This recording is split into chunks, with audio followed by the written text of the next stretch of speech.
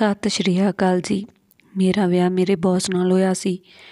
विआह दी पहली रात मेरी जठानी ने कहा कि जे तैनूं अपनी जान प्यारी आ तां इत्थों भज जा, पर मैं ते अपने पति नाल बहुत खुश सी।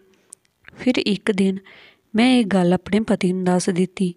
अगले दिन सवेरे जदों उठी तां मेरी जठानी घर विच नहीं सी। पति नूं पुछया तां पति कहण लगा वो अपने रिश्तेदारां दे घर चली गई आ। मैनूं कुछ अजीब जिहा लग्या। मैं जो जठानी दे कमरे विच गई तां अंदर दा दृश वेख के मेरियां लत्तां कंबण लग गईयां, क्योंकि अंदर तां मेरा नाम निशा है। घर दे हालातां तो तंग आके मैनूं नौकरी करनी पई, क्योंकि मेरी पढ़ाई चंगी सी। इसलिए मैनूं किसी भी कंपनी विच चंगी नौकरी मिल सकदी सी। मैनूं हमेशा तो ही पढ़ाई दा शौक सी ते मैं अपने शौक नूं पूरा मेहनत दे नाल पूरा कीता। असी बहुत गरीब लोग सी। खानदान विच कोई इन्ना पढ़िया लिखिया नहीं सी जिन्ना कि मेरे पापा ने मैनूं पढ़ाया सी। इस दी वजह ये सी कि मेरे पापा पढ़ाई दे मामले विच कदे भी पुरानी सोच नहीं रखदे सी कि कुड़ियां नूं पढ़ाई नहीं करवाउणी चाहीदी, बल्कि वो हमेशा इस गल नूं मनदे सी कि कुड़ियां नूं पढ़ाई करवाउणी बहुत जरूरी आ। उन्हां दी ये सोच मेरे लिए बहुत चंगी सी ते मेरे लिए बहुत ही फायदेमंद साबित होई। उन्हां ने मैनूं कदे पढ़ाई तो नहीं रोकिया, जद कि साडे रिश्तेदारां दा यही कहना सी कि कुड़ियां नूं पढ़ा लिखा के की करना, फजूल विच अपना पैसा बर्बाद कर रहे हो। एक ना एक दिन तां कुड़ी नूं विदा करके अगले घर भेज ही देना आ। इस विच उसनूं इन्ना पैसा खर्च करन दी की जरूरत आ। मेरी भूआ ने पापा नूं हमेशा यही सलाह दित्ती सी जद कि जल्दी तो जल्दी कुड़ी दा विआह कर दे, पर मैनूं हजे विआह दी कोई जल्दी नहीं सी ते मैं हाले विआह नहीं करना चाहुंदी सी। इसलिए पहलां मैनूं अपने पैरां ते खड़ा होना सी, इस दे बाद ही विआह दे बारे विच कुछ सोच सकदी सी। असीं दो भैणां ते एक भरा सी। मेरे नालों छोटा एक भरा सी। मेरा भरा मेरे तो काफ़ी साल छोटा सी। वो स्कूल जाया करदा सी। इस विच मेरे पापा घर विच इकल्ले कमाउण वाले सी, जद कि मैं उन्हां दा सहारा बनना चाहुंदी सी। भरा छोटा सी, इसलिए वो पापा दे नाल काम विच हत्थ नहीं वटा सकदा सी।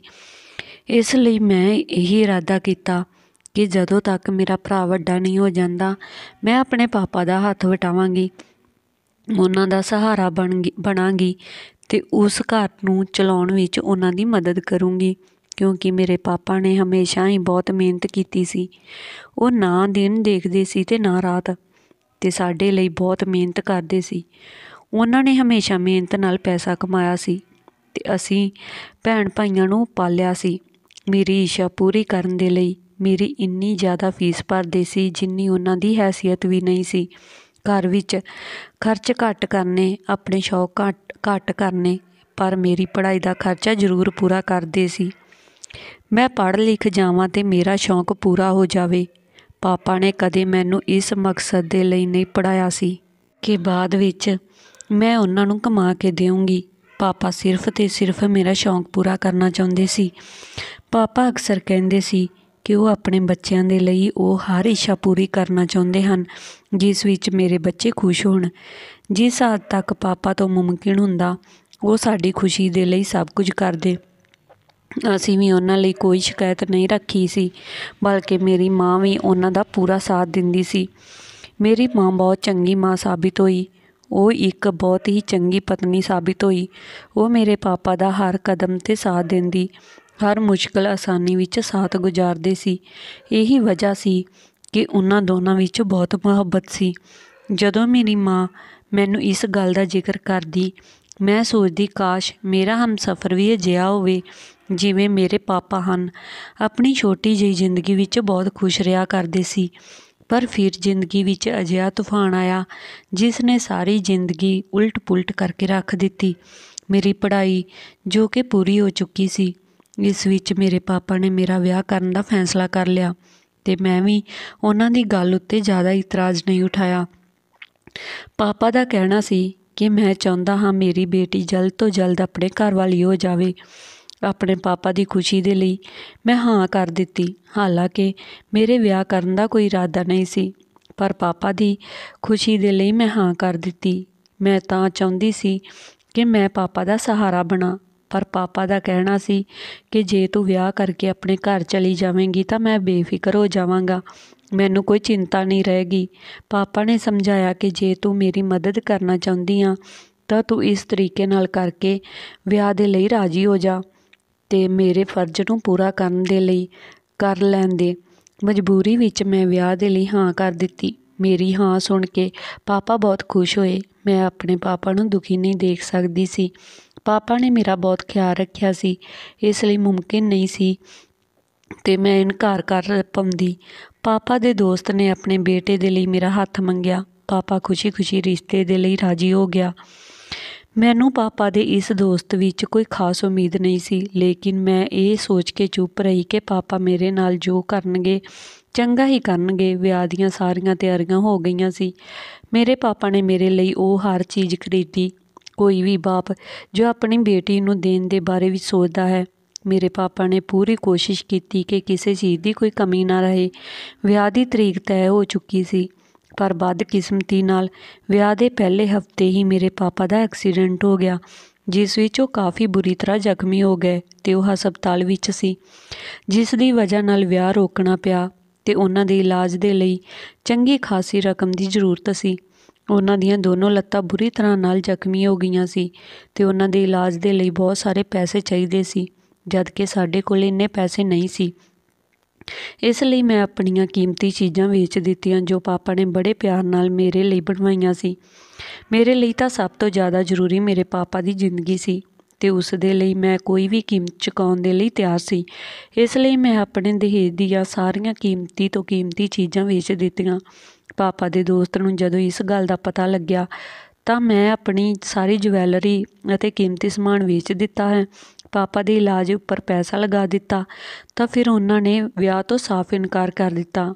ਮੈਂ ਜਾਣਦੀ ਸੀ ਕਿ ਇਨਕਾਰ ਦੀ ਵਜ੍ਹਾ ਸੀ ਇਹ ਤਾਂ ਮੈਨੂੰ ਪਤਾ ਸੀ ਕਿ ਉਹਨਾਂ ਦੀ ਮੇਰੇ ਵਿੱਚ ਕੋਈ ਖਾਸ ਦਿਲਚਸਪੀ ਨਹੀਂ ਸੀ। ਉਹਨਾਂ ਦੀ ਤਾਂ ਬਸ ਪੈਸੇ ਅਤੇ ਦਹੇਜ ਵਿੱਚ ਦਿਲਚਸਪੀ ਸੀ ਜੋ ਪਾਪਾ ਮੈਨੂੰ ਵਿਆਹ ਦੇ ਸਮੇਂ ਦੇਣ ਵਾਲੇ ਸੀ। ਪਰ ਜਦੋਂ ਉਹਨਾਂ ਨੂੰ ਪਤਾ ਲੱਗਿਆ ਕਿ ਸਾਰੀਆਂ ਚੀਜ਼ਾਂ ਮੈਂ ਪਾਪਾ ਦੇ ਇਲਾਜ ਦੇ ਲਈ ਵੇਚ ਦਿੱਤੀਆਂ ਤਾਂ ਵਿਆਹ ਦਾ ਕੋਈ ਮਕਸਦ ਹੀ ਨਹੀਂ ਰਹਿ ਗਿਆ ਸੀ।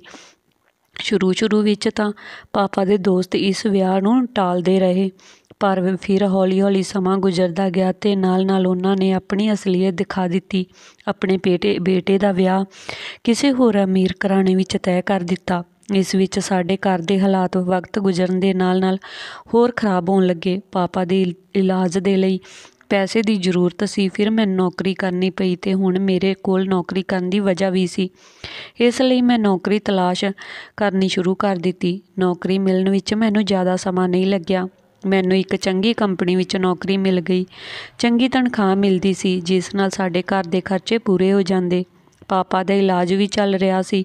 ਮੈਂ 2 ਸਾਲ ਤੋਂ ਨੌਕਰੀ ਕਰ ਰਹੀ ਸੀ ਕਿ ਕਦੇ ਮੇਰੇ ਕੰਮ ਵਿੱਚ ਕੋਈ ਗਲਤੀ ਨਹੀਂ ਹੋਈ ਸੀ। ਮੇਰੇ ਸਰ ਮੇਰੇ ਕੰਮ ਤੋਂ ਬਹੁਤ ਖੁਸ਼ ਸੀ ਅਤੇ ਫਿਰ ਇੱਕ ਦਿਨ ਉਹਨਾਂ ਨੇ ਅਜਿਹੀ ਗੱਲ ਕੀਤੀ ਜਿਸ ਨਾਲ ਮੈਂ ਪੂਰੀ ਤਰ੍ਹਾਂ ਹੈਰਾਨ ਰਹਿ ਗਈ। ਮੇਰੇ ਬੌਸ ਨੇ ਮੈਨੂੰ ਵਿਆਹ ਦੇ ਲਈ ਆਫਰ ਕਰ ਦਿੱਤਾ। ਨਾਲ ਹੀ ਇਹ ਵੀ ਕਿਹਾ ਕਿ ਮੈਂ ਤੇਰੇ ਪਾਪਾ ਦੀ ਅਤੇ ਤੇਰੇ ਪਰਿਵਾਰ ਦੀ ਜ਼ਿੰਮੇਵਾਰੀ ਉਠਾਉਣ ਦੇ ਲਈ ਤਿਆਰ ਹਾਂ। ਮੈਨੂੰ ਭਲਾ ਹੋਰ ਕੀ ਚਾਹੀਦਾ ਸੀ। ਮੈਂ ਸਾਰੀਆਂ ਗੱਲਾਂ ਸੁਣਦੇ ਹੀ ਹਾਂ ਕਰ ਦਿੱਤੀ। ਮੈਂ ਆਪਣੀ ਮਾਂ ਨਾਲ ਵੀ ਇਸ ਬਾਰੇ ਵਿੱਚ ਸਲਾਹ ਕੀਤੀ ਤੇ ਉਹਨਾਂ ਨੂੰ ਵੀ ਕਿਹਾ ਕਿ ਇਸ ਵਿਆਹ ਦੇ ਲਈ ਹਾਂ ਕਰ ਦੇ, ਕਿਉਂਕਿ ਜਿੰਨੀ ਮੇਰੀ ਤਨਖਾਹ ਸੀ ਇਸ ਨਾਲ ਸਾਡੇ ਘਰ ਦੇ ਖਰਚੇ ਪੂਰੇ ਨਹੀਂ ਹੋ ਰਹੇ ਸੀ। ਵੈਸੇ ਵੀ ਦੂਜੀ ਕੋਈ ਹੋਰ ਨੌਕਰੀ ਵੀ ਨਹੀਂ ਕਰ ਸਕਦੀ ਸੀ। ਇੱਕ ਸਾਥ 2 ਨੌਕਰੀਆਂ ਕਰਨਾ ਕੋਈ ਆਸਾਨ ਗੱਲ ਨਹੀਂ ਸੀ। ਮੇਰੇ ਬੌਸ ਨੇ ਮੈਨੂੰ ਤਾਂ ਇਹ ਕਿਹਾ ਸੀ ਕਿ ਮੇਰੇ ਪਾਪਾ ਦਾ ਚੰਗੇ ਹਸਪਤਾਲ ਵਿੱਚ ਇਲਾਜ ਕਰਵਾਵਾਂਗਾ ਤੇ ਸਾਡੇ ਘਰ ਦਾ ਸਾਰਾ ਖਰਚਾ ਉਠਾਵਾਂਗਾ। ਇਸ ਵਿੱਚ ਮੈਨੂੰ ਹੋਰ ਕੀ ਚਾਹੀਦਾ ਸੀ। ਮੈਂ ਵਿਆਹ ਦੇ ਲਈ ਹਾਂ ਕਰ ਦਿੱਤੀ ਤੇ ਬਹੁਤ ਜਲਦੀ ਹੀ ਵਿਆਹ ਕਰਕੇ ਮੇਰੇ ਬੌਸ ਮੈਨੂੰ ਆਪਣੇ ਘਰ ਲੈ ਗਏ। ਮੈਂ ਹੀ ਸੋਚਿਆ ਸੀ ਕਿ ਮੈਂ ਵਿਆਹ ਉਹਨਾਂ ਦੇ ਆਫਿਸ ਵਿੱਚ ਵੈਸੇ ਹੀ ਕੰਮ ਕਰਦੀ ਰਹੂੰਗੀ ਤਾਂ ਕਿ ਉਹਨਾਂ ਨੂੰ ਇਹ ਨਾ ਲੱਗੇ ਕਿ ਸ਼ਾਇਦ ਮੈਂ ਉਹਨਾਂ ਦੇ ਪੈਸੇ ਦੀ ਖਾਤਰ ਉਹਨਾਂ ਦੇ ਬੇਟੇ ਨਾਲ ਵਿਆਹ ਕੀਤਾ। ਮੈਂ ਆਪਣੀ ਪੂਰੀ ਮਿਹਨਤ ਕਰੂੰਗੀ ਤੇ ਕੋਸ਼ਿਸ਼ ਕਰੂੰਗੀ ਕਿ ਆਪਣੀ ਮੰਮੀ ਪਾਪਾ ਤੇ ਭਰਾ ਦਾ ਖਰਚਾ ਖੁਦ ਉਠਾ ਸਕਾਂ। ਉਹ ਮੈਨੂੰ ਆਪਣੇ ਘਰ ਲੈ ਆਏ। ਉਹਨਾਂ ਦਾ ਬਹੁਤ ਵੱਡਾ ਘਰ ਸੀ। ਮੈਂ ਤਾਂ ਉਸ ਨੂੰ ਵੇਖ ਕੇ ਹੀ ਹੈਰਾਨ ਰਹਿ ਗਈ। ਮੈਂ ਕਦੇ ਨਹੀਂ ਸੋਚਿਆ ਸੀ ਕਿ ਇੰਨੇ ਵੱਡੇ ਘਰ ਵਿੱਚ ਮੇਰਾ ਵਿਆਹ ਹੋ ਸਕਦਾ। ਕੁਝ ਤਾਂ ਮੈਂ ਆਪਣੇ ਹਾਲਾਤਾਂ ਤੋਂ ਤੰਗ ਆ ਕੇ ਵਿਆਹ ਕੀਤਾ ਸੀ ਅਤੇ ਕੁਝ ਮੈਂ ਪਾਪਾ ਦੇ ਦੋਸਤ ਨੂੰ ਇਹ ਦਿਖਾ ਦੇਣਾ ਚਾਹੁੰਦੀ ਸੀ ਕਿ ਜੇ ਉਹਨਾਂ ਨੇ ਆਪਣੇ ਬੇਟੇ ਦੇ ਲਈ ਮੇਰਾ ਰਿਸ਼ਤਾ ਤੋੜ ਦਿੱਤਾ ਸੀ ਤਾਂ ਮੈਂ ਵੀ ਉਹਨਾਂ ਦੇ ਬੇਟੇ ਤੋਂ ਚੰਗੇ ਇਨਸਾਨ ਨਾਲ ਵਿਆਹ ਕੀਤਾ ਹੈ। ਵਿਆਹ ਉੱਤੇ ਪਾਪਾ ਨੇ ਆਪਣੇ ਦੋਸਤ ਨੂੰ ਬੁਲਾਵਾ ਭੇਜਿਆ ਸੀ, ਜਦ ਕਿ ਵਿਆਹ ਦੇ ਸਮੇਂ ਮਹਿੰਗੇ ਮਹਿੰਗੇ ਤੋਹਫੇ ਅਤੇ ਮੇਰਾ ਇੰਨਾ ਅਮੀਰ ਸਹੁਰਾ ਘਰ ਵੇਖ ਕੇ ਉਹ ਲੋਕ ਚੌਂਕ ਗਏ ਸੀ। ਉਸ ਸਮੇਂ ਉਹਨਾਂ ਦੇ ਚਿਹਰੇ ਉੱਤੇ ਜੋ ਮੈਨੂੰ ਜਲਨ ਦੇ ਰੰਗ ਦਿਖੇ, ਮੈਨੂੰ ਬਹੁਤ ਸਕੂਨ ਮਿਲਿਆ। ਉਹਨਾਂ ਨੇ ਮੁਸ਼ਕਲ ਹਾਲਾਤਾਂ ਵਿੱਚ ਮੇਰਾ ਸਾਥ ਛੱਡ ਦਿੱਤਾ ਸੀ। ਅੱਜ ਉਹਨਾਂ ਤੋਂ ਚੰਗੇ ਘਰਾਣੇ ਵਿੱਚ ਮੇਰਾ ਵਿਆਹ ਹੋ ਗਿਆ ਸੀ। ਪਾਪਾ ਦੇ ਦੋਸਤ ਅਤੇ ਉਹਨਾਂ ਦੀ ਫੈਮਿਲੀ ਤਾਂ ਦੇਖਦੇ ਰਹਿ ਗਏ। ਉਹਨਾਂ ਨੂੰ ਵਿਸ਼ਵਾਸ ਨਹੀਂ ਹੋ ਰਿਹਾ ਸੀ ਕਿ ਮੇਰਾ ਕਦੇ ਇੰਨੇ ਵੱਡੇ ਅਤੇ ਚੰਗੇ ਘਰ ਵਿੱਚ ਰਿਸ਼ਤਾ ਹੋ ਸਕਦਾ। ਜਿਸ ਸਮੇਂ ਉਹਨਾਂ ਨੇ ਮੇਰਾ ਰਿਸ਼ਤਾ ਠੁਕਰਾਇਆ ਸੀ, ਉਦੋਂ ਉਹਨਾਂ ਨੂੰ ਇਹ ਗੱਲ ਪਤਾ ਚੱਲੀ ਸੀ ਕਿ ਮੈਂ ਨੌਕਰੀ ਕਰਨ ਲੱਗੀ ਹਾਂ ਅਤੇ ਉਸ ਸਮੇਂ ਵੀ ਉਹ ਪਛਤਾਉਣ ਲੱਗੇ ਸੀ। ਉਹ ਮੈਨੂੰ ਬਹੂ ਬਣਾ ਲੈਂਦੇ ਤਾਂ ਅੱਜ ਉਹਨਾਂ ਦੇ ਘਰ ਦੇ ਹਾਲਾਤ ਬਦਲ ਜਾਂਦੇ ਅਤੇ ਮੈਂ ਉਹਨਾਂ ਨੂੰ ਕਮਾ ਕੇ ਦਿੰਦੀ। ਇਸ ਤੋਂ ਹੋਰ ਚੰਗਾ ਉਹਨਾਂ ਨੂੰ ਕੀ ਚਾਹੀਦਾ ਸੀ। ਲੇਕਿਨ ਉਹਨਾਂ ਨੇ ਆਪਣੇ ਪੈਰਾਂ ਉੱਤੇ ਖੁਦ ਕੁਹਾੜੀ ਮਾਰੀ ਸੀ। ਜਿਸ ਜਗ੍ਹਾ ਉਹਨਾਂ ਨੇ ਆਪਣੇ ਬੇਟੇ ਦਾ ਰਿਸ਼ਤਾ ਕੀਤਾ ਸੀ, ਉਹ ਲੋਕ ਥੋੜ੍ਹੇ ਜਿਹੇ ਅਮੀਰ ਸੀ, ਪਰ ਉਹਨਾਂ ਵਿੱਚ ਗਰੂਰ ਵੀ ਸੀ। ਵਿਆਹ ਦੇ 2 ਮਹੀਨੇ ਵਿੱਚ ਹੀ ਉਹਨਾਂ ਨੇ ਉਹਨਾਂ ਲੋਕਾਂ ਨੂੰ ਦਿਨ ਵਿੱਚ ਤਾਰੇ ਦਿਖਾ ਦਿੱਤੇ ਸੀ। ਉਹਨਾਂ ਨੂੰ ਆਪਣੀ ਔਕਾਤ ਯਾਦ ਦਿਲਵਾ ਦਿੱਤੀ ਸੀ। ਉਹਨਾਂ ਦੀ ਬਹੂ ਦੇ ਸੁਣਨ ਵਿੱਚ ਆਉਂਦਾ ਸੀ ਕਿ ਆਏ ਦਿਨ ਉਹ ਆਪਣੀ ਸੱਸ ਨਾਲ ਲੜਦੀ ਰਹਿੰਦੀ ਹੈ। ਅਤੇ ਫਿਰ ਮੇਰੇ ਵਿਆਹ ਤੋਂ 2 ਦਿਨ ਪਹਿਲਾਂ ਮੈਨੂੰ ਇਹ ਖਬਰ ਮਿਲੀ ਕਿ ਉਹ ਆਪਣੇ ਪਤੀ ਨੂੰ ਲੈ ਕੇ ਅਲੱਗ ਘਰ ਵਿੱਚ ਰਹਿਣ ਲੱਗੀ ਆ, ਜਦ ਕਿ ਪਾਪਾ ਦੇ ਦੋਸਤ ਉਹਨਾਂ ਦੀ ਫੈਮਿਲੀ ਤੋਂ ਪੈਸੇ ਦੇ ਲਾਲਚ ਵਿੱਚ ਬੇਟੇ ਤੋਂ ਵੀ ਹੱਥ ਧੋ ਬੈਠੇ ਹਨ। ਮੇਰੇ ਵਿਆਹ ਨੂੰ ਕੁਝ ਹੀ ਦਿਨ ਗੁਜ਼ਰ ਗਏ ਸੀ। ਮੇਰਾ ਪਤੀ ਮੇਰਾ ਬਹੁਤ ਧਿਆਨ ਰੱਖਦਾ ਸੀ। ਮੇਰੇ ਨਾਲ ਮੇਰੇ ਘਰ ਵਾਲਿਆਂ ਦੀ ਵੀ ਕਾਫੀ ਚਿੰਤਾ ਕਰਦਾ ਸੀ।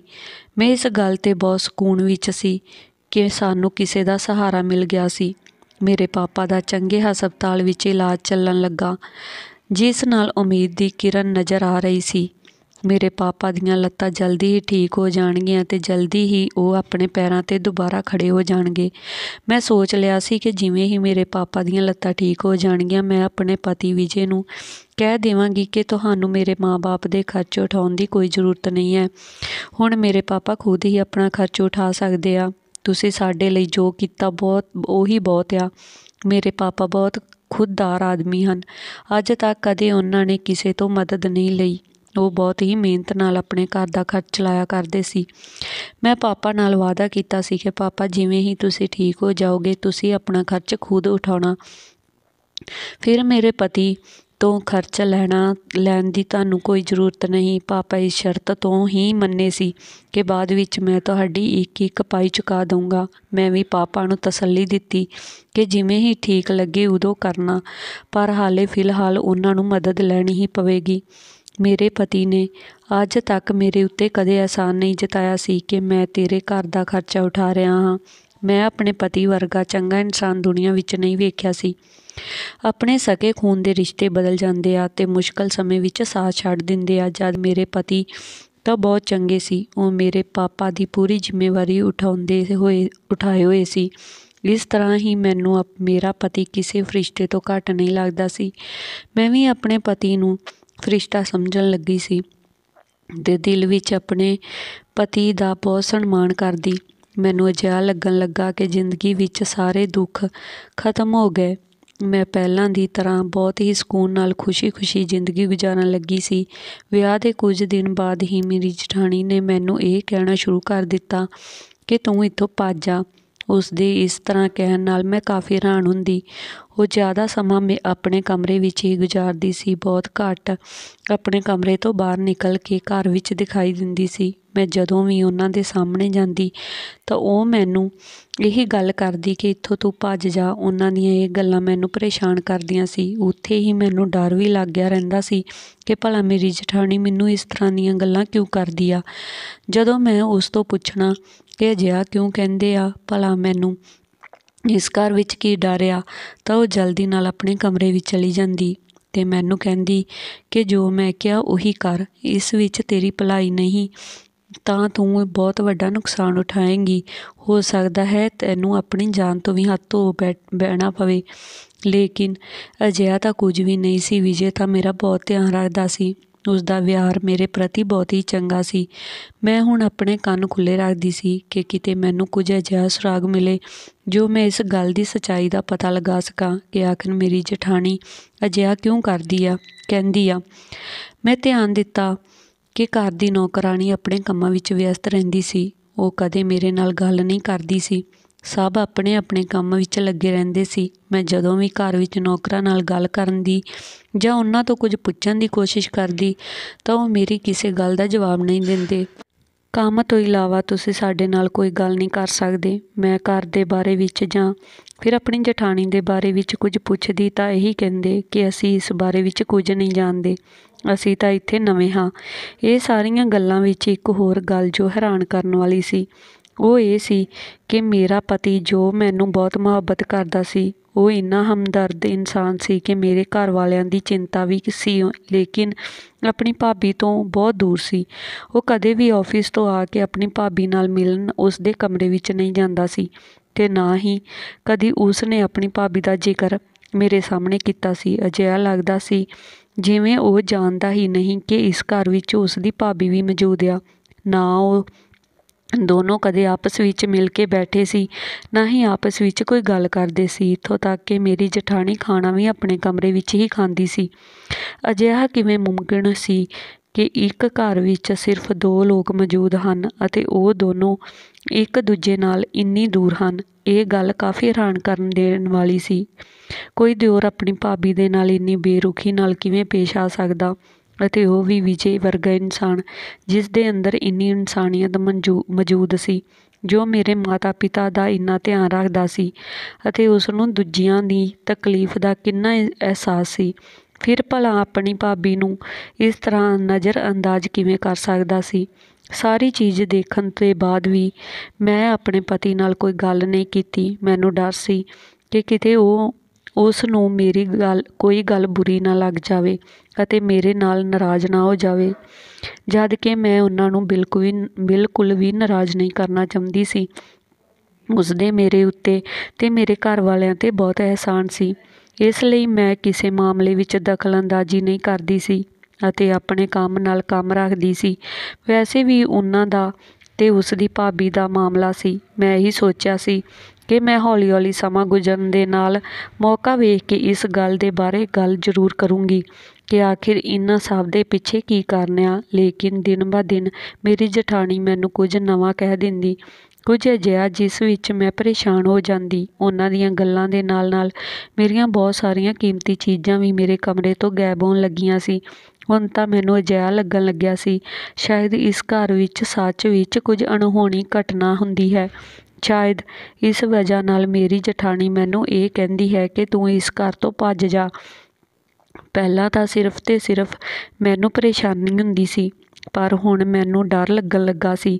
ਇਸ ਘਰ ਵਿੱਚ ਕੁਝ ਤਾਂ ਗੜਬੜ ਸੀ। ਮੇਰੇ ਦਿਮਾਗ ਵਿੱਚ ਇੱਕਦਮ ਖਿਆਲ ਆਇਆ ਕਿ ਇਸ ਘਰ ਵਿੱਚ ਕਿਸੇ ਭੂਤ ਦਾ ਸਾਇਆ ਤਾਂ ਨਹੀਂ, ਪਰ ਉਹ ਕਿਵੇਂ ਮੁਮਕਿਨ ਸੀ ਕਿ ਮੇਰੀ ਚੀਜ਼ ਮੇਰੇ ਕਮਰੇ ਵਿੱਚੋਂ ਗਾਇਬ ਹੋ ਜਾਂਦੀ, ਜਦ ਕਿ ਆਪਣੇ ਕਮਰੇ ਦੀ ਸਫਾਈ ਤਾਂ ਮੈਂ ਖੁਦ ਕਰਦੀ ਸੀ ਅਤੇ ਕੋਈ ਨੌਕਰ ਮੇਰੇ ਕਮਰੇ ਵਿੱਚ ਮੇਰੀ ਬਿਨਾਂ ਇਜਾਜ਼ਤ ਦੇ ਨਹੀਂ ਜਾਂਦਾ ਸੀ।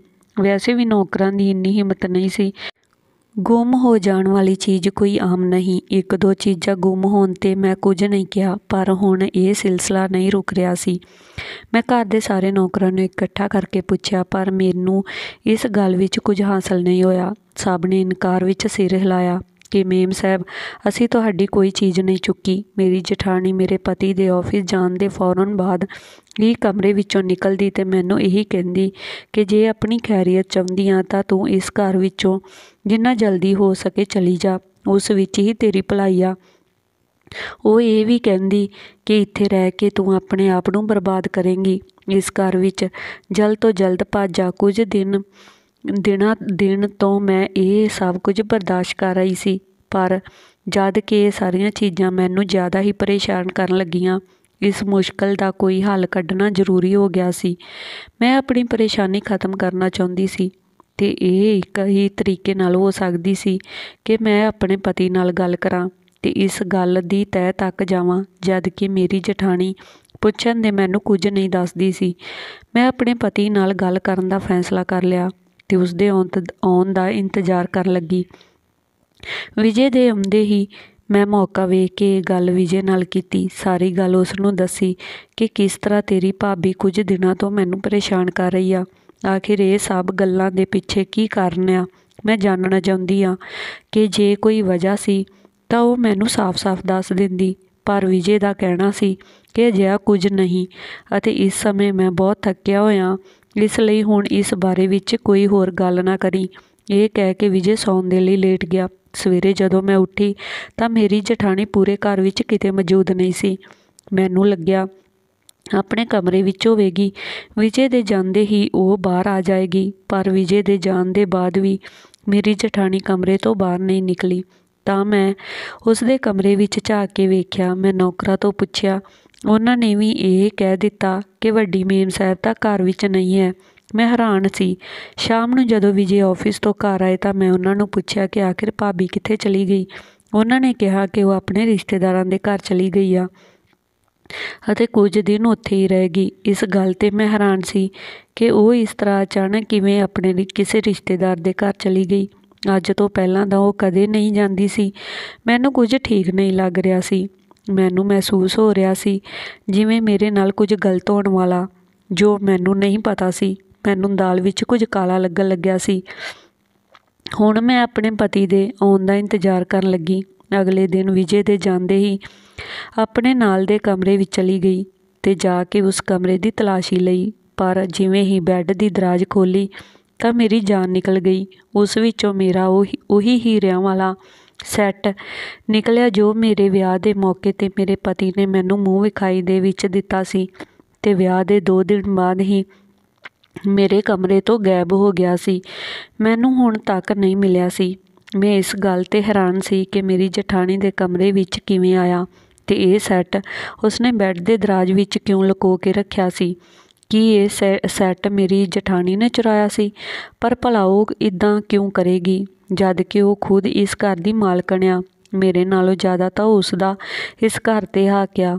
ਉਹ ਇੰਨੇ ਸਾਲਾਂ ਤੋਂ ਇਸ ਘਰ ਵਿੱਚ ਰਹਿ ਰਹੀ ਆ। ਉਸਦੇ ਕੋਲ ਇਸ ਤਰ੍ਹਾਂ ਦੇ ਬਹੁਤ ਸਾਰੇ ਸੈੱਟ ਮੌਜੂਦ ਹੋਣਗੇ। ਉਹਨਾਂ ਨੂੰ ਕੀ ਜ਼ਰੂਰਤ ਸੀ ਕਿ ਉਹ ਮੇਰਾ ਸੈੱਟ ਚੋਰੀ ਕਰਦੇ। ਹੋ ਸਕਦਾ ਹੈ ਸ਼ਾਇਦ ਕਿਸੇ ਨੌਕਰ ਨੇ ਇਹੀ ਹਰਕਤ ਕੀਤੀ ਹੋਵੇ। ਪਰ ਜੇ ਕਿਸੇ ਨੌਕਰ ਨੇ ਹਰਕਤ ਕੀਤੀ ਤਾਂ ਉਹ ਉਸ ਨੂੰ ਚੋਰੀ ਕਰਕੇ ਆਪਣੇ ਨਾਲ ਲੈ ਜਾਂਦਾ। ਉਸਨੇ ਮੇਰੀ ਜਠਾਣੀ ਦੇ ਕਮਰੇ ਵਿੱਚ ਲਿਆ ਕੇ ਕਿਉਂ ਰੱਖਿਆ?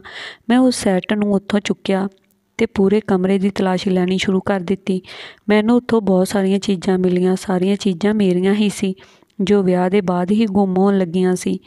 ਮੈਂ ਤਾਂ ਇਹ ਸਮਝ ਰਹੀ ਸੀ ਕਿ ਉਹ ਸਾਰੀਆਂ ਚੀਜ਼ਾਂ ਸ਼ਾਇਦ ਇਸ ਵਜ੍ਹਾ ਨਾਲ ਗੁੰਮ ਹੋ ਰਹੀਆਂ ਕਿ ਇਸ ਘਰ ਵਿੱਚ ਕੋਈ ਸਾਇਆ ਮੌਜੂਦ ਆ। ਪਰ ਹਕੀਕਤ ਤਾਂ ਇਹ ਸੀ ਕਿ ਇਹ ਸਾਰੀਆਂ ਚੀਜ਼ਾਂ ਮੇਰੀ ਜਠਾਣੀ ਦੇ ਕਮਰੇ ਵਿੱਚ ਮੌਜੂਦ ਸੀ। ਮੇਰੀ ਜਠਾਣੀ ਜੋ ਸਮਾਨ ਨੂੰ ਚੋਰੀ ਕਰਕੇ ਇੱਥੇ ਰੱਖ ਰਹੀ ਸੀ। ਪਰ ਮੇਰੀ ਜਠਾਣੀ ਅਜਿਹਾ ਕਿਉਂ ਕਰ ਰਹੀ ਸੀ? ਮੈਨੂੰ ਸਮਝ ਨਹੀਂ ਆ ਰਿਹਾ ਸੀ ਤੇ ਫਿਰ ਅਚਾਨਕ ਹੀ ਨਾ ਜਾਣੇ ਕਿੱਥੇ ਚਲੀ ਗਈ। ਇਹ ਦੋਨੋਂ ਹੀ ਗੱਲਾਂ ਮੈਨੂੰ ਪਰੇਸ਼ਾਨ ਕਰੀ ਜਾ ਰਹੀਆਂ ਸੀ। ਘਰ ਦੀ ਨੌਕਰ ਕੋਲ ਜਾਣ 'ਤੇ ਮੈਨੂੰ ਇਹ ਪਤਾ ਲੱਗਿਆ ਕਿ ਵੱਡੀ ਮੇਮ ਸਾਹਿਬ ਸਵੇਰੇ ਹੀ ਘਰ ਤੋਂ ਚਲੀ ਗਈ ਆ ਤੇ ਕਿੱਥੇ ਗਈ ਆ ਤੇ ਕਿਉਂ ਗਈ ਆ ਇਹ ਕਿਸੇ ਨੂੰ ਨਹੀਂ ਪਤਾ। ਮੇਰੇ ਪਤੀ ਦਾ ਕਹਿਣਾ ਸੀ ਕਿ ਉਹ ਆਪਣੇ ਰਿਸ਼ਤੇਦਾਰ ਦੇ ਘਰ ਗਈ ਆ, ਪਰ ਮੈਨੂੰ ਅੱਜ ਵੀ ਉਹ ਦਿਨ ਯਾਦ ਆ ਜਦੋਂ ਮੈਂ ਆਫਿਸ ਵਿੱਚ ਕੰਮ ਕਰਦੀ ਸੀ। ਉਸ ਸਮੇਂ ਮੇਰਾ ਵਿਜੇ ਨਾਲ ਵਿਆਹ ਨਹੀਂ ਹੋਇਆ ਸੀ। ਨਾ ਹੀ ਉਸ ਸਮੇਂ ਮੇਰਾ ਵਿਜੇ ਨਾਲ ਵਿਆਹ ਹੋਇਆ ਸੀ ਤੇ ਨਾ ਹੀ ਅਜਿਹੀ ਕੋਈ ਗੱਲਬਾਤ ਹੋਈ ਸੀ। ਉਸ ਸਮੇਂ ਉਹਨਾਂ ਨੇ ਮੈਨੂੰ ਦੱਸਿਆ ਸੀ ਕਿ ਉਹਨਾਂ ਦੇ ਕੋਈ ਵੀ ਕਰੀਬੀ ਰਿਸ਼ਤੇਦਾਰ ਨਹੀਂ ਆ। ਫਿਰ ਅਚਾਨਕ ਉਸ ਦੀ ਭਾਬੀ ਦੇ ਕਰੀਬੀ ਰਿਸ਼ਤੇਦਾਰ ਕਿੱਥੋਂ ਆ ਗਏ ਸੀ? ਕੀ ਪਤਾ ਮੇਰੇ ਪਤੀ ਮੈਨੂੰ ਝੂਠ ਬੋਲ ਰਹੇ ਸੀ ਜਾਂ ਮੇਰੀ ਜਠਾਣੀ ਠੀਕ ਕਹਿ ਰਹੀ ਸੀ। ਮੈਂ ਇਸ ਘਰ ਤੋਂ ਭੱਜ ਜਾਵਾਂ ਕਿ ਕੀ ਸੱਚਮੁੱਚ ਇਸ ਘਰ ਵਿੱਚ ਕੋਈ ਗੜਬੜ ਸੀ ਤੇ ਇਸ ਵਜ੍ਹਾ ਨਾਲ ਮੇਰੇ ਪਤੀ ਨੇ ਮੇਰੀ ਜਠਾਣੀ ਨੂੰ ਇਸ ਘਰ ਵਿੱਚੋਂ ਗਾਇਬ ਕਰ ਦਿੱਤਾ ਸੀ ਤਾਂ ਕਿ ਉਹ ਮੈਨੂੰ ਸੱਚਾਈ ਨਾ ਦੱਸ ਦੇਵੇ। ਇਹ ਸਾਰੀਆਂ ਗੱਲਾਂ ਮੈਂ ਆਪਣੇ ਕਮਰੇ ਵਿੱਚ ਬੈਠੀ ਸੋਚ ਰਹੀ ਸੀ ਕਿ ਜਠਾਣੀ ਦੇ ਕਮਰੇ ਵਿੱਚ ਮੇਰਾ ਜੋ ਵੀ ਸਮਾਨ ਮਿਲਿਆ ਮੈਂ ਆਪਣੇ ਨਾਲ ਲੈ ਆਈ। ਹੁਣ ਮੈਂ ਇਹ ਸਭ ਦੇ ਬਾਰੇ ਵਿੱਚ ਆਪਣੇ ਪਤੀ ਨਾਲ ਗੱਲ ਕਰਨਾ ਚਾਹੁੰਦੀ ਸੀ। ਇਹ ਸਾਰੀ ਹਕੀਕਤ ਉਹਨਾਂ ਨੂੰ ਦੱਸਣਾ ਚਾਹੁੰਦੀ ਸੀ ਕਿ ਆਖਿਰ ਉਹਨਾਂ ਦੀ ਭਾਬੀ ਦੇ ਵਿੱਚ ਅਜਿਹਾ ਕੀ ਹੋਇਆ ਸੀ ਜੋ ਮੈਨੂੰ ਨਹੀਂ ਪਤਾ। ਇਸ ਘਰ ਵਿੱਚ ਕੀ ਹੋ ਰਿਹਾ? ਪਹਿਲਾਂ ਜਦੋਂ ਵੀ ਕੋਈ ਚੀਜ਼ ਗੁੰਮ ਹੋ ਜਾਂਦੀ ਤਾਂ ਮੇਰੇ ਪਤੀ ਹਮੇਸ਼ਾ ਇਹੀ ਕਹਿੰਦੇ ਸੀ ਕਿ ਮੈਂ ਤੈਨੂੰ ਨਵੀਂ ਲਿਆ ਦੂੰਗਾ, ਤੂੰ ਕਿੰਨੀਆਂ ਸੋਚ ਵਿਚਾਰ ਨਾ ਕਰ। ਜੋ ਚੀਜ਼ਾਂ ਚੋਰੀ ਹੋ ਰਹੀਆਂ ਹਨ ਉਹਨਾਂ ਨੂੰ ਚੋਰੀ ਹੋ ਜਾਣ ਦੇ, ਕੋਈ ਗੱਲ ਨਹੀਂ। ਮੈਂ ਇਹਨਾਂ ਸਭ ਚੀਜ਼ਾਂ ਨੂੰ ਚੁੱਕ ਕੇ ਆਪਣੇ ਕਮਰੇ ਵਿੱਚ ਲੈ ਆਈ ਤਾਂ ਕਿ ਮੈਂ ਆਪਣੇ ਪਤੀ ਨੂੰ ਦਿਖਾ ਸਕਾਂ ਅਤੇ ਉਸ ਤੋਂ ਪੁੱਛ ਸਕਾਂ ਕਿ ਇਹ ਸਮਾਨ ਮੈਨੂੰ ਤੇਰੀ ਭਰਜਾਈ ਦੇ ਕਮਰੇ ਵਿੱਚੋਂ ਮਿਲਿਆ ਤਾਂ ਭਲਾ ਉਹਨਾਂ ਨੇ ਮੇਰਾ ਸਮਾਨ ਕਿਉਂ ਚੁਰਾਇਆ ਸੀ? ਕੀ ਉਹ ਵਿਆਹ ਤੋਂ ਖੁਸ਼ ਨਹੀਂ ਸੀ ਜਾਂ ਫਿਰ ਕੋਈ ਹੋਰ ਕਾਰਨ? ਜੋ ਵੀ ਹੈ ਸੱਚ ਸਾਹਮਣੇ ਆਉਣ ਵਾਲਾ ਸੀ ਅਤੇ ਮੈਂ ਵੀ ਸੱਚ ਜਾਣਨ ਦੇ ਬਗੈਰ ਇਸ ਘਰ ਵਿੱਚ ਨਹੀਂ ਰਹਿਣਾ ਚਾਹੁੰਦੀ ਸੀ। ਮੇਰੀਆਂ ਸਾਰੀਆਂ ਮਜਬੂਰੀਆਂ ਇੱਕ ਤਰਫ, ਪਰ ਇੰਨੀ ਵੱਡੀ ਗੱਲ ਇੱਕ ਪਾਸੇ। ਇਹ ਕੋਈ ਆਮ ਗੱਲ ਨਹੀਂ ਸੀ ਕਿ ਮੈਂ ਮਾਮੂਲੀ ਸਮਝ ਕੇ ਨਜ਼ਰਅੰਦਾਜ਼ ਕਰ ਦਿੰਦੀ।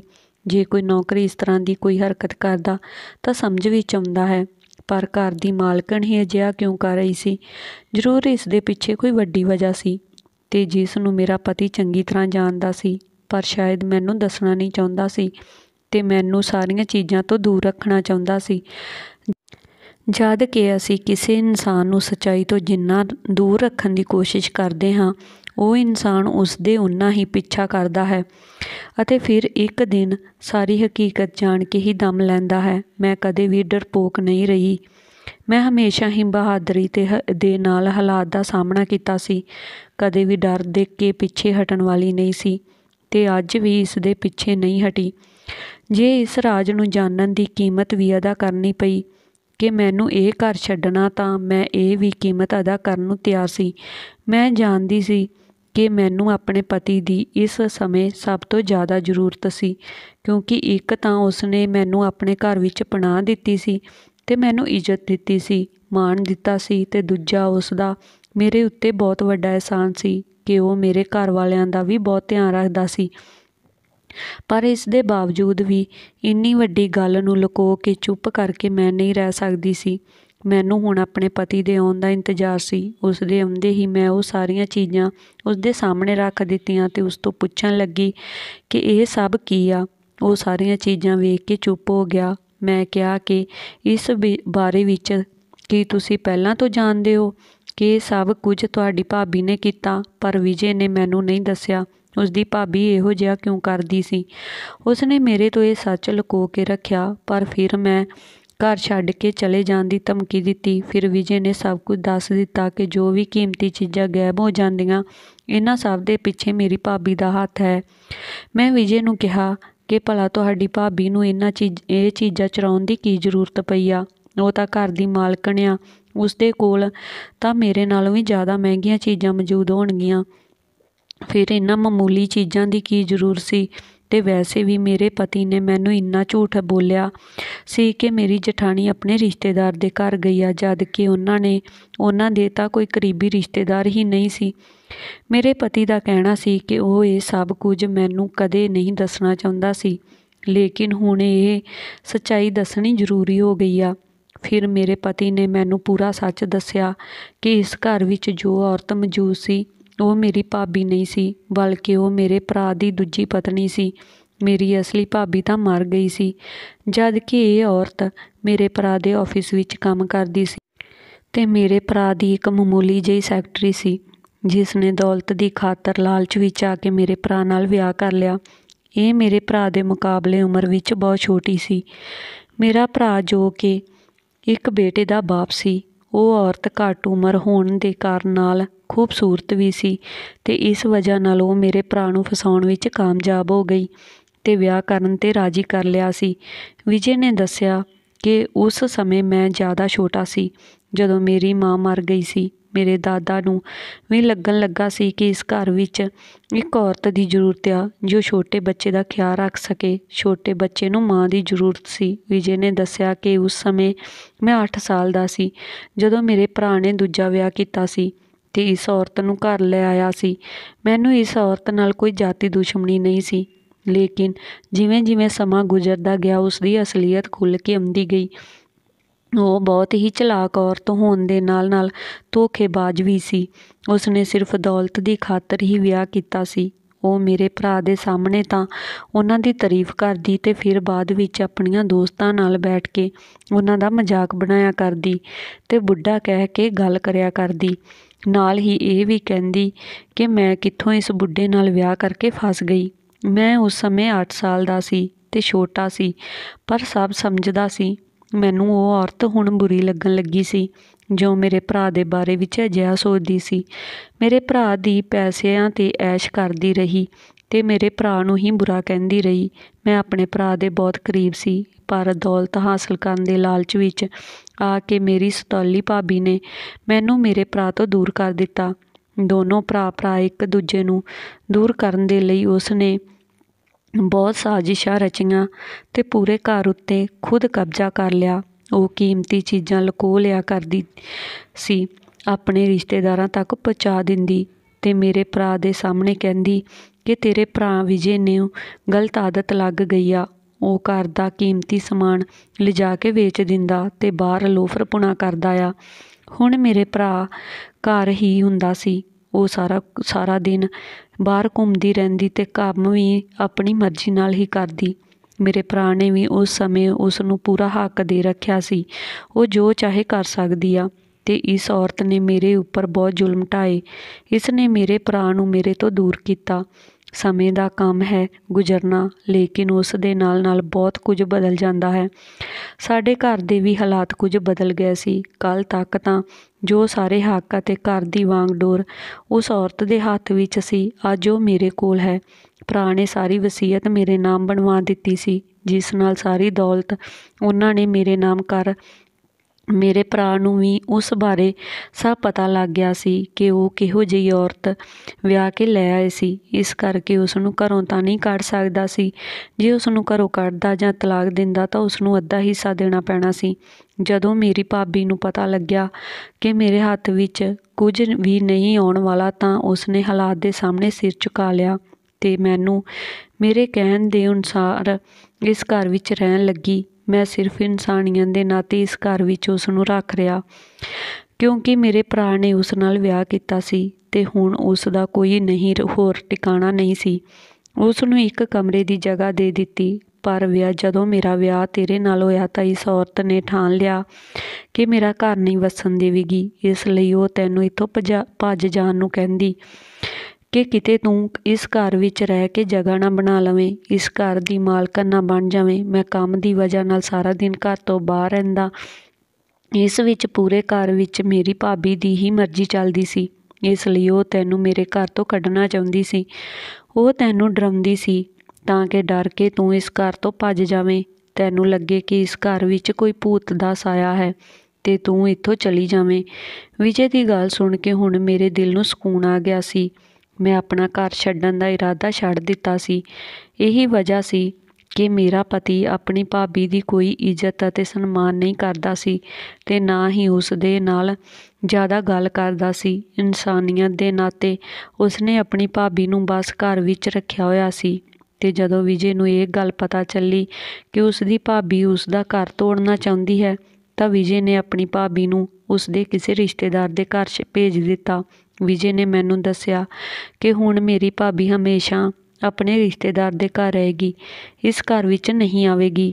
ਇਹ ਪੂਰਾ ਘਰ ਤੇਰਾ ਹੈ, ਇਸ ਘਰ ਦੀ ਮਾਲਕਣ ਤੂੰ ਆ। ਮੈਂ ਨਹੀਂ ਚਾਹੁੰਦਾ ਕਿ ਉਹ ਔਰਤ ਇਸ ਘਰ ਵਿੱਚ ਆਵੇ, ਆਪਣੇ ਘਰ ਨੂੰ ਇੱਕ ਵਾਰ ਫਿਰ ਤੋਂ ਤੋੜ ਦੇਵੇ, ਕਿਉਂਕਿ ਮੈਂ ਤੇ ਮੇਰੇ ਭਰਾ ਨੇ ਇਸ ਘਰ ਨੂੰ ਫਿਰ ਤੋਂ ਬਹੁਤ ਮੁਸ਼ਕਲਾਂ ਨਾਲ ਸਵਰਗ ਬਣਾਇਆ ਹੈ, ਕਿਉਂਕਿ ਸਾਨੂੰ ਪਤਾ ਸੀ ਕਿ ਤੇਰੇ ਵਰਗੀ ਕੁੜੀ ਹੀ ਇਸ ਘਰ ਨੂੰ ਸਵਰਗ ਬਣਾ ਸਕਦੀ ਆ। ਇਸ ਲਈ ਤੁਹਾਡੇ ਗਰੀਬ ਹੋਣ 'ਤੇ ਵੀ ਸਾਨੂੰ ਕੋਈ ਇਤਰਾਜ਼ ਨਹੀਂ ਸੀ ਤੇ ਮੈਂ ਤੇਰੇ ਨਾਲ ਵਿਆਹ ਕਰਵਾ ਲਿਆ। ਮੈਨੂੰ ਹੁਣ ਇਹ ਸਭ ਕੁਝ ਸੁਣ ਕੇ ਤਸੱਲੀ ਹੋ ਗਈ। ਮੈਂ ਰੱਬ ਅੱਗੇ ਪ੍ਰਾਰਥਨਾ ਕਰਦੀ ਹਾਂ ਕਿ ਸਾਡਾ ਘਰ ਇਸ ਤਰ੍ਹਾਂ ਹੀ ਹਮੇਸ਼ਾ ਖੁਸ਼ੀਆਂ ਭਰਿਆ ਬਣਿਆ ਰਹੇ ਤੇ ਸਾਡੇ ਪਤੀ ਪਤਨੀ ਵਿੱਚ ਵੀ ਪਿਆਰ ਮੁਹੱਬਤ ਇਸ ਤਰ੍ਹਾਂ ਹੀ ਬਣਿਆ ਰਹੇ। ਧੰਨਵਾਦ ਜੀ। ਇਹ ਸੀ ਅੱਜ ਦੀ ਆਪਣੀ ਕਹਾਣੀ। ਜੇਕਰ ਕਹਾਣੀ ਵਧੀਆ ਲੱਗੀ ਹੋਵੇ ਤਾਂ ਲਾਈਕ, ਕਮੈਂਟ, ਸ਼ੇਅਰ ਜ਼ਰੂਰ ਕਰਨਾ ਤੇ ਚੈਨਲ ਨੂੰ ਸਬਸਕ੍ਰਾਈਬ ਜ਼ਰੂਰ ਕਰ ਦੇਣਾ ਜੀ।